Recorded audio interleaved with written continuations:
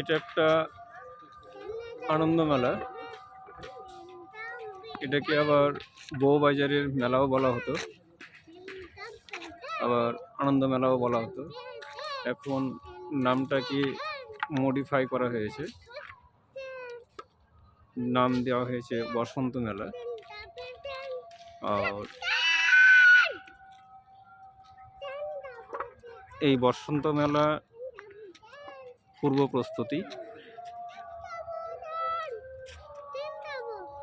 চলবে 3 তারিখ এবং 4 তারিখ, অর্থাৎ জানুয়ারি মাসের 3 তারিখ এবং 4 তারিখ।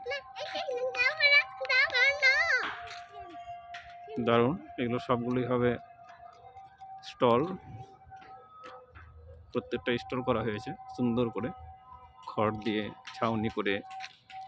এই দেখা যাচ্ছে খড় দিয়ে একদম ছাউনি করে করে সুন্দর সুন্দর করে এক একটা স্টল করা হয়েছে।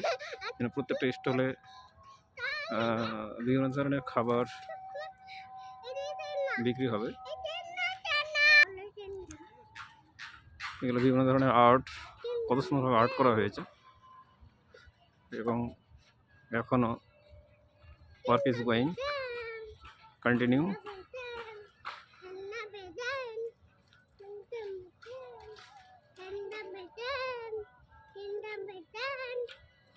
শীতের আমেজ উপভোগ করার মতন জায়গা, সত্যি অতুলনীয়ভাবে সুসজ্জিত করা হয়েছে।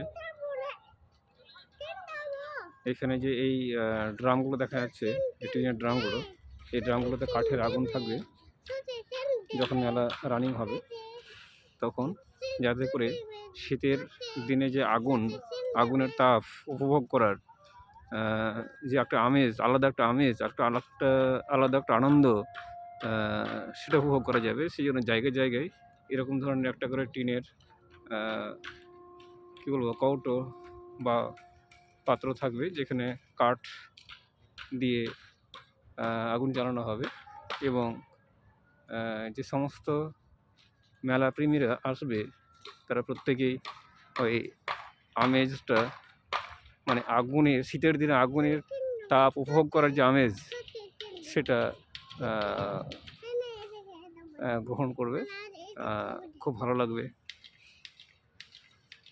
সত্যি। এই যে বিভিন্ন ধরনের লাইটের যে কারুকার্য করানো হয়েছে, সেটা হয়তো ওই ফ্ল্যাশ লাইটের জন্য দেখা যাচ্ছে না। খুব সুন্দর কারুকার্য করা হয়েছে, কোথাও ট্রেন, কোথাও বিভিন্ন ধরনের নাচ, বিভিন্ন ধরনের নৌকায় চলার এই ব্যাপারটা দেখানো হয়েছে। তারপরে ওইখানে দেখানো হয়েছে রাধাকৃষ্ণ।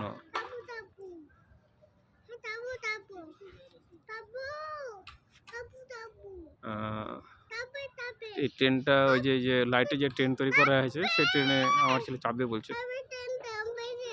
তো যাই হোক, খুব সুন্দর দৃশ্য। মানে মানুষ পারে না কি কৃত্রিমভাবে কত সুন্দর তৈরি করা হয়। এটা খোলা মাঠ, সেই খোলা মাঠটাকে এত সুন্দর করে সাজানো হয়েছে, সত্যি অতুলনীয়।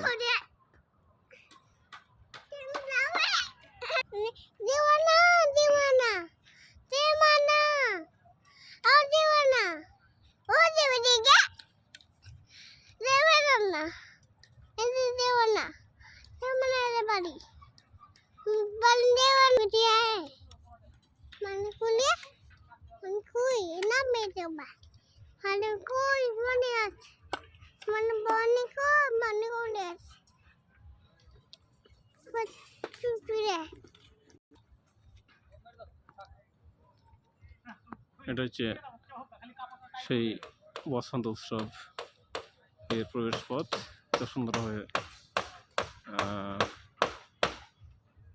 বন্ড পেপারের ওপরে, বন্ড পেপার না, কাপড়, মানে বন্ড পেপারের মতন কাপড়, সে ব্ল্যাক কাপড়ের ওপরে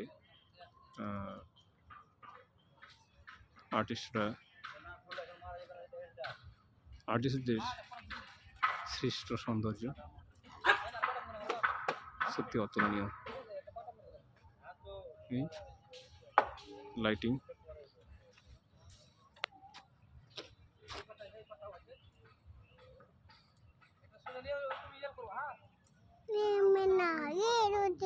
এই পার্শ্ববর্তী যেটা বস করেন তারা এসে দেখবেন, উপভোগ করবেন।